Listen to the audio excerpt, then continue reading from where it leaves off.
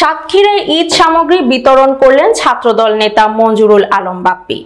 বিস্তারিত আব্দুল ওয়াহাবের পাঠানো তথ্য ভিডিও চিত্রে।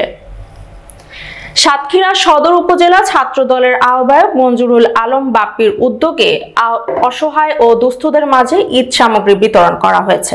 রোববার বিকেলে শহরের বিভিন্ন স্থানে এসব ঈদ সামগ্রী বিতরণ করা হয়। এ ব্যাপারে সদর উপজেলা ছাত্রদলের আহ্বায়ক মঞ্জুরুল আলম বাপ্পি বলেন, জননেতা তারেক রহমানের নির্দেশে ছিন্নমূল মানুষের মাঝে এই ঈদ সামগ্রী বিতরণ করা হয়েছে। এগুলো পেয়ে মানুষ অনেক খুশি হয়েছে। জনহিতকর এসব কার্যক্রম আমরা অব্যাহত রাখার চেষ্টা করব।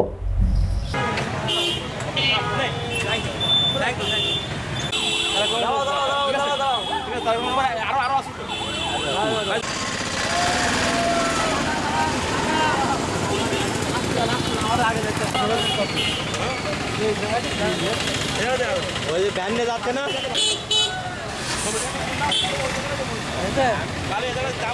ভিডিও নেব